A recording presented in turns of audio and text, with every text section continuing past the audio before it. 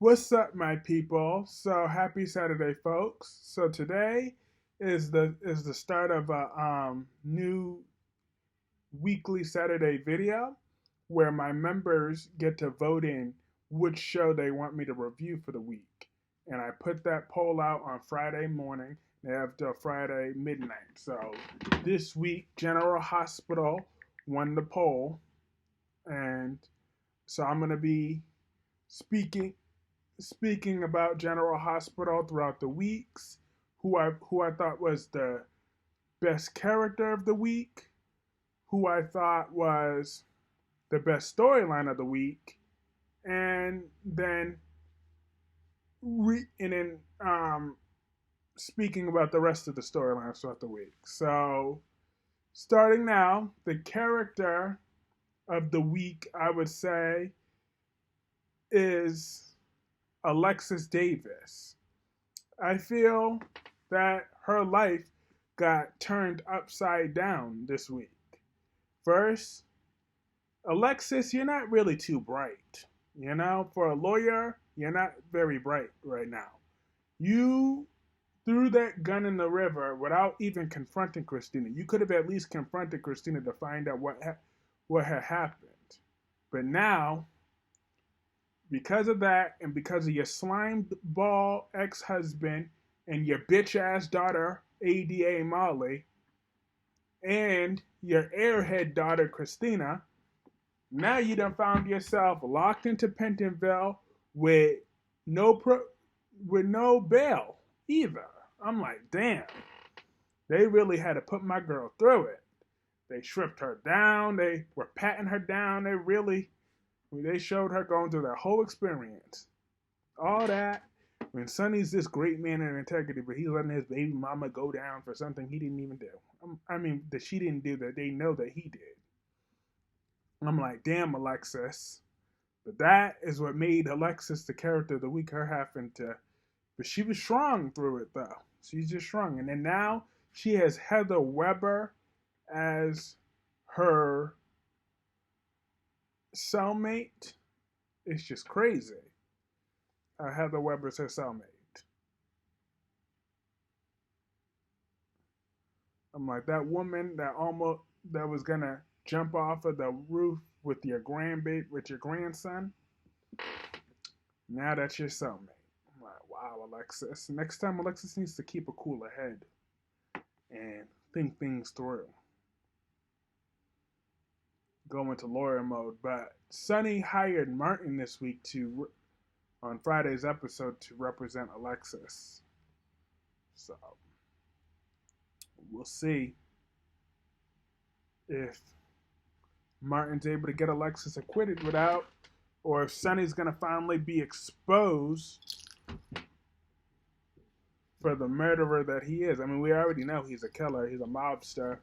Like, I'm not that mad at Sonny for killing Jagger because Jagger deserved to die. I'm just saying. And that's what mob bosses do. Sonny Corinthos was a mob boss. That's that's how they handle problems. They don't do all that talking, all that threatening. They are about action. So Sonny stood on business. However, you're letting your baby mama go down for something you did. I'm just saying, Sonny, get your life together. And then you got the nerve, Sonny, to still be trying to keep Avery from her mother like you're any better. I'm like, neither one of y'all are really fit to have custody, if I'm being totally honest, but I'm still on Team Ava all the way. On Monday's episode, the line of the week was when Ava said, "Oh, is Diane Miller too busy keeping you and your family out of prison to keep you from stealing my daughter from me?" I'm like, yeah. First of all, that was a great line. Second of all, it's true. That is actually true. She is busy trying to keep Sonny out of prison. That's why they're postponing the custody hearing. Sonny couldn't even deny that. He's like, oh, well, think about it. Well, you gotta find somebody that's willing to go against Diane Miller. Then Rick said, I'm not scared. of going against Diane Miller, and then they were bringing up their whole issues from Monday's episode about that childhood. I'm like, Rick, quit bitching about that childhood. Sonny had that abusive ass stepdaddy. I don't know what happened with Rick growing up, but you did end up a lawyer. So I'm tired of all this nonsense. When y'all was together in 2015, in 2016, before Rick was trying to play Nina and stuff, Sonny and Rick were on decent terms, somewhat. So, but now y'all back to hating each other 8 years later. I'm like, mm-mm. But Rick made it clear he's not scared of going against Diane. So I'm hoping that Ava gets her baby back, her daughter, as she should, because why not? Just get joint custody and let's move on. Because I'm really tired of Sonny and Ava's constant custody battle. Neither one of them are going anywhere. So let's just settle this Avery custody agreement. It's joint custody, and they need to communicate through the nanny, and they just keep it moving. Ava didn't push Christina out that window. Christina's clumsy ass fell. That is the truth of the matter. But back to Alexis' situation, I hold bitch ass Molly accountable for this. If she hadn't gone over there to go try to snitch on Christina, all that did was just give Alexis more of a motive, you idiot, to the courts. That's part of the reason why Alexis is locked up. I put the blame, some of it, on Molly. Fucking bitch. They made her a real bitch, though. I'm like, and I'm tired of her, my baby, my baby, my baby, my thing. Like, Christina's the one that actually lost the baby. We at least acknowledge that. And I know she was supposed to hand it over to Molly after childbirth, but that couldn't happen. She was never able to hand it over to Molly. So therefore, I'm over Molly. And Sam wanted to break that down on Friday's episode that neither Molly or Christina see each other's side of their grief. Like, Christina's the one that actually lost the baby. Her hormones are all over the place. I'm just saying, Molly's just a bitch. Like, I'm just going to say it just like that. Like, I know, yeah, that was the agreement. That was supposed to happen, but you know, life happens, stuff happens. So, I don't get why I'm supposed to have all this sympathy for Molly, right? Because I can't. I don't. But someone challenged my perspective, though, as far as TJ's concerned. I do have to finally somewhat acknowledge that TJ is a grieving father. I do got to kind of acknowledge that because I've been ignoring that for a while. Because I hate TJ so much, but I'm finally going to acknowledge that's right. And I'm going to finally acknowledge that he did have a say-so in his child's future, too. I mean, we could talk about how Christina had a legal right to change her mind. But that didn't mean that she gets to dictate the full terms of the custody agreement either, though. That would have had to been a different conversation. My issue with Christina throughout all of the storylines that's been going on is, first of all, I don't like how she tiptoes around Molly, though. Like, she'd be like, like a deer in headlights where Molly is concerned. I wish Christina was fierce and direct in her situation. And would have told her, look, I'm changing my mind because I'm attached to this baby. I fell in love with it. Because that's a natural maternal instinct that kicked in. So, even though she made a promise, we know that, but we also know, but it's all love and compromise and stuff. If someone would have been the cooler head at a thing, I think all three of them were jackasses. But we all know if TJ thought for 1 minute that Christina was going to change her mind, then he would have never given his sperm to begin with. So I do have to acknowledge that part in this, finally. I do. It's hard, but I've done it. I still hate him though. But that is a major takeaway for this week. And then we had another storyline that's going on is the Willow and Drew. I'm so tired of them acting like Drew is the best thing since sliced bread. I'm like, Drew was alright, okay? So quit propping up his ego just like that. I mean, I know Cameron Mathis, I believe he was splitting up with his wife at some point. Maybe he's going through his midlife crisis, so they got to try to, boost his character's ego, maybe make him feel good. I remember at the Emmys when he took his shirt off and whatever, I'm like, okay, like, you're feeling yourself too much. I'm like, humble yourself, brother. Just humble yourself. Stay humble. But Willow doesn't deserve Michael. Like, starting on Monday when she's crying with Sasha with her little weeping tears, I'm like, Willow is so weak. Always weeping. Like, I'm looking forward to Michael eventually leaving Willow once this truth comes out. And Willow's finally gonna lose her halo officially though after this storyline. That's what's good props that's going on with that. Because Willow, when she cheated on Chase, she did, but that was a different circumstance. Like, she wasn't really with Chase because she wanted to be. She was with him out of obligation because of what Chase was going through. So it didn't really count the same way that you figured it would. Like, now, this fully counts.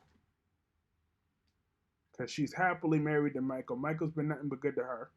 Like, even the other day, Michael said he wanted to stay in. And then Michael and Ned got into it, which I'm about to get into that in 5 seconds. But, well, a little bit more than 5 seconds. But and then Willow gave an excuse to her about, oh, I know you said you wanted to stay in, but how about I'm in a mood to go out. And then Michael said, okay, yep, I'm going. But, yeah, let me get right into that. Lois gets on my damn, this week, Lois got on my damn nerves. Like, how was y'all feeling about Lois? Because I could not stand her this week. Like, how is she pleading Sonny's case to Ned and expecting Ned to be kumbaya with Sonny when Sonny just murdered a man in that house? Where Ned's son could have seen that. Okay? Sonny was, and will always be a killer and a mobster. Gio, I really am hoping that he's some sort of casualty. Like, Gio is worse than Dev. Remember Dev? The kid that Sonny rescued from whatever the hell that country was? Ugh. He was a better character than Gio. And that's saying something. Lord, have mercy. But I was totally on Ned's side as to why he don't F with Sonny like that. And no, it don't count when he was Eddie Main. No, Ned and Sonny didn't count.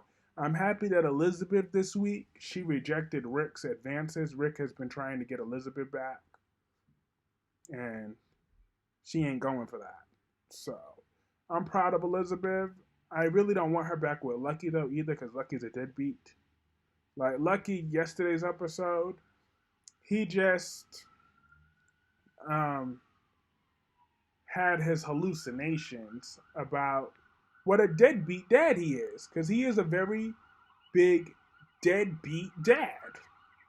A full deadbeat. No child support, no nothing. Elizabeth has been a struggling single mother raising Aiden for years, along with 2 other boys that at one point he agreed to adopt. But his deadbeat ass disappeared. They canceled out that adoption because he's a deadbeat. I'm like, just a deadbeat dad. Don't like him. But another storyline is Heather wanted to Porsha managed to mess with those results. They didn't show that Porsha did it, but we all know it was Porsha.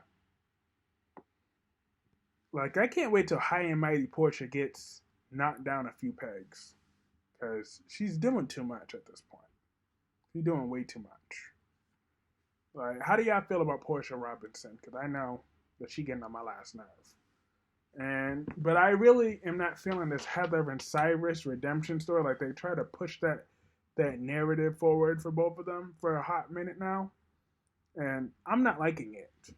Like, some people, some characters are just meant to be evil on these shows. They are both old people. I know that you could change regardless of whatever your age is, but I'm not feeling that at all. Their redemption story. Because Heather said the reason she wanted that money in that lawsuit was because she wanted to get her get to be a grandmother to Ace.